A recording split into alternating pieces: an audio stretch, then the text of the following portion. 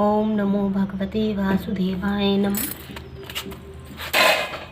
राधे राधे भक्तों, आज से हमारी ग्रंथ सुख सागर का तीसरा स्कंद प्रारंभ होने जा रहा है। आप सभी भक्तों से अनुरोध है, आपके अपने चैनल धर्म यात्रा को लाइक करें, सब्सक्राइब करें और बेल आइकन को दबाएं ताकि मेरे द्वारा जो भी धार्मिक ग्रंथ पढ़ा जा रहा है उनकी कथाएं क्रमशः आपको प्राप्त हो सकें। तीसरा स्कंद, पहला अध्याय।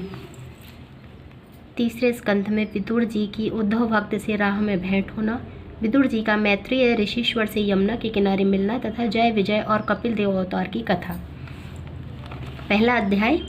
श्री कृष्ण जी और विदुर आदि का राजा दुर्योधन को राजा युधिष्ठिर का राज्य भाग बांट देने के लिए समझाना और दुर्योधन का किसी की बात ना मानना। शुकदेव जी ने कहा, हे राजन, जो बात तुमने हमसे पूछी थी इसी बात का उत्तर नारायण जी ने लक्ष्मी जी को दिया था। लक्ष्मी जी ने शेषनाग को बतलाया, शेष जी ने वात्स्यायन ऋषिश्वर को सुनाया, वात्स्यायन ऋषि ने मैत्रेय ऋषिश्वर को उपदेश दिया। मैत्रेय जी ने विदुर से कहा।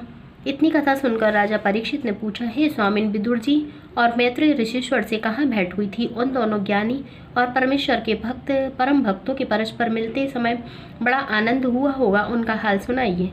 शुकदेव जी बोले, हे परीक्षित, जिस समय राजा धृतराष्ट्र ने युधिष्ठिर आदि अपने भतीजों को अन्य समझकर दुर्योधन आदि पुत्रों को प्यारा समझा और दुर्योधन ने अर्जुन आदि पांचों भाई पांडवों को लाह के कोट में टिकाकर आग लगवा दिया, भीमसेन के खाने के वास्ते विष का लड्डू बनवाकर भेजा, अधर्म से जुआ खेलकर उनका राज्य व धन जीत लिया, द्रौपदी ऐसी पतिव्रता स्त्री को राजसभा में नंगी करने के वास्ते दुशासन ने से उसका चीर खिंचवाया, युधिष्ठिर आदि पांचों भाइयों को 13 वर्ष का वनवास दिया।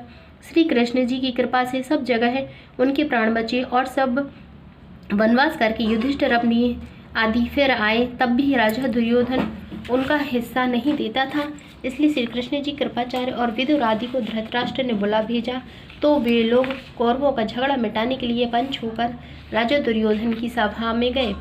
उस समय श्री कृष्ण जी, महाराज भीष्म पितामह और द्रोणाचार्य ने धृतराष्ट्र को समझाया कि महाराज, तुम्हारे बेटों और भाई के बेटों में कुछ भेद नहीं है। दुर्योधन आदि तुमको स्वर्ग को नहीं ले जा सकते और न युधिष्ठिर आदि तुम्हें नरक में ढकेलेंगे। इसलिए तुमको उचित है कि संसारी व्यवहार झूठा समझकर युधिष्ठिर आदि पांचों भाइयों के खाने व खर्च के वास्ते कुछ गांव उनको दे दो, इस बात में तुम्हारा यश होगा।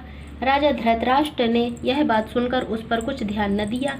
जब विदुर जी ने अपने भाई धृतराष्ट्र की मति अधर्म पर देखी, तब यथार्थ बात समझकर कहा कि हे भाई, तुम युधिष्ठिर आदि का हिस्सा दे डालो, क्योंकि ये साधु पुरुष हैं, किसी के साथ बैर नहीं रखते, सबको अपना मित्र जानते हैं। युधिष्ठिर, भीमसेन, अर्जुन, नकुल, सहदेव पांचों भाइयों में ऐसा सामर्थ्य है कि यदि वे चाहें तो उनमें से एक ही मनुष्य दशों दिक्पालों को युद्ध में जीत सकता है। इसका वश सेवा वैकुंठनाथ श्री कृष्ण जी उनके सहायक हैं। तुम जो समझते हो कि मेरे 100 पुत्र बड़े बलवान हैं, सो श्याम सुंदर के विमुख रहने से उनके किए कुछ नहीं हो सकता। इस अधर्म में तुम्हारा धन और धर्म दोनों नष्ट हो जाएगा। तुम्हारा बेटा दुर्योधन श्री कृष्ण जी से बैर रखता है, इसलिए उसके साथ प्रीति करने और उसकी बात मानने से तुम अपने वास्ते अच्छा न समझो। युधिष्ठिर आदि पांचों भाइयों का हिस्सा बांट दो। दुर्योधन से जो राज्य और धन के मद में अंधा हो रहा है, राज्य सिंहासन छीन लो, इसी में तुम्हारे कुल और परिवार का कल्याण है। नहीं तो श्री कृष्ण जी से वैर करने के कारण तुम्हारा कहीं पता न चलेगा। जब विदुर जी ने समझाने पर भी धृतराष्ट्र कुछ नहीं बोले, तब दुर्योधन ने क्रोध करके आज्ञा दी कि विदुर को मेरी सभा से बाहर निकाल दो। यह तुम हमारे कुल में दासी पुत्र होकर सब बातों में पांडवों का पक्ष करता है। यदि इसका पालन हम करते हैं, यह सभा में हमारे बराबर बैठकर हमको ज्ञान सिखलाता है। दुर्योधन की यह आज्ञा सुनकर जब उसके सिपाहियों ने विदुर जी को सभा से निकालना चाहा और धृतराष्ट्र ने दुर्योधन को ऐसा कहने से मना भी किया, तब विदुर जी ने समझा कि कदाचित कोई मुझे सभा से बाहर पकड़कर उठा देगा तो अधिक अपमान होगा, इसलिए अपने आप यहाँ से उठ जाना उचित है।